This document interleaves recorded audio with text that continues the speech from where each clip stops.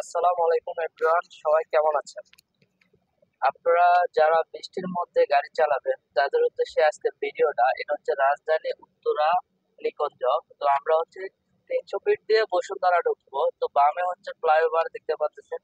এখানে যাওয়ার জন্য কিছু সিস্টেম আছে, তো এগুলো আজকে আপনাদেরকে দেখাবো। যেহেতু আপনি বামে ঢুকবেন তো অবশ্যই আপনাকে একটু দূরত্ব থেকে মিনিমাম 200 সেন্টিমিটার পিছনের থেকে আপনাকে ইন্ডিকেটরটি বামে দিতে হবে। ইন্ডিকেটরটি বামে দিয়ে দেন আমার সামনে একটা নোয়া গাড়ি যাচ্ছে, ও হচ্ছে বামে যাবে, ও কিন্তু ইন্ডিকেটর দিয়েছে। ঠিক এভাবে ইন্ডিকেটরটি দিয়ে আপনি হচ্ছে ফ্লাইওভারে উঠতে হবে। যে আপনি ডাইনে বামে যাবেন, যেদিকে যান, ডানে গেলে ডানে ইন্ডিকেটর দিবেন, বামে গেলে বামে ইন্ডিকেটর দিবেন। এভাবে হচ্ছে ইন্ডিকেটর দিয়ে আপনাকে যে কোনো ফ্লাইওভারে বা যে কোনো দিকে যাইতে হবে।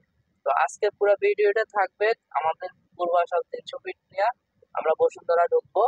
তো দেখতে থাকেন, আমাদের ফ্লাইওভারটা কিন্তু মোটামুটি পুরোটাই ফাঁকা। তো দেখতে পাচ্ছেন আমরা ফ্লাইওভারে উঠে গেছি। অল্প কিছুক্ষণের মধ্যে আমরা 300 ফিট নেমে যাব, যেটা আমাদের ভাইরাল জায়গা 300 ফিট। আপনারা তো অনেকে জানেন এটা হচ্ছে পূর্বাচলের ভাইরাল একটি জায়গা, যে 300 ফিট। ওইদিকে আবার শাকিলার পিঠাগড়, হাঁসের মাংস বিখ্যাত হয়ে গেছে শাকিলা।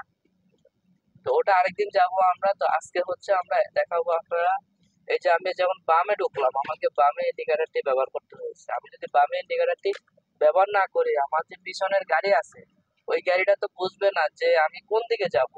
এই কারণে আপনি যেদিকে যান আপনাকে সিগন্যাল দিতে হবে, মানে ইন্ডিকেটর, ইন্ডিকেটর যেটাকে বলে সিগন্যাল, এটা আপনাকে ব্যবহার করতে হবে। এটা যদি আপনি ব্যবহার না করেন তাহলে কিন্তু যে কোনো সমস্যা হয়ে যেতে পারে, ঠিক আছে?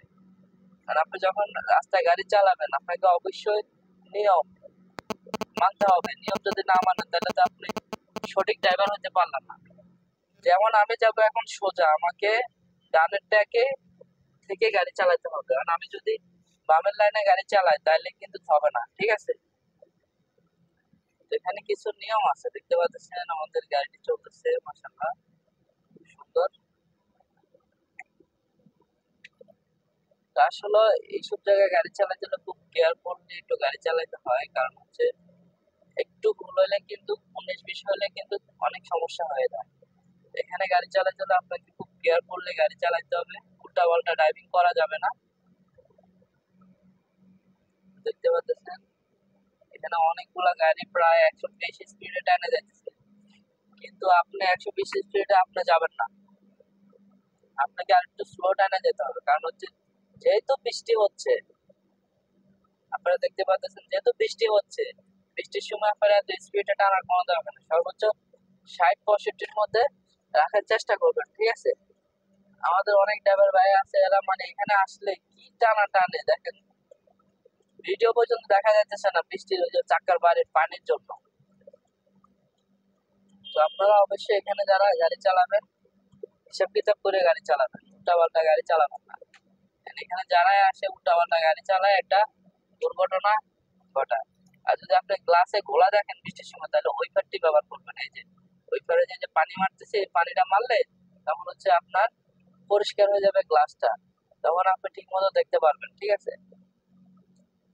তো এগুলো মেনে গাড়ি চালাবেন, উল্টাপাল্টা গাড়ি চালাবেন না। আপনাদেরকে সবসময় বলি ঠান্ডা মাথায় গাড়ি চালাবেন। যে হারে আমাদের এই 300 ফিটে দুর্ঘটনা ঘটে প্রায় সময়, এটার একমাত্র কারণ হচ্ছে ওভার স্পিড। ওভার স্পিডে যে কন্ট্রোল করতে পারে না, ঠিক আছে নি? আপনারা সাবধানে গাড়ি চালাবেন, কোনো প্যারা নেবেন না। তো আমি হচ্ছে সামনে বামে যাব, তো আমি বামে ইন্ডিকেটরটি ব্যবহার করছি। দেখতে পাচ্ছেন আমি ডান পাশের থেকে কিন্তু বাম পাশের লাইনে চলে আসছি। তো সামনে হচ্ছে গোল চক্কর, গোল চক্কর থেকে আমি ইউটার্ন নেবো, ইউটার্ন নিয়ে হচ্ছে আমি বসুন্ধরার দিকে ঢুকবো। তো আমাদের বসুন্ধরা প্রায় চলে আসছে কাছাকাছি, আমরা ইউটার্ন নেবো অল্প কিছুক্ষণের মধ্যেই।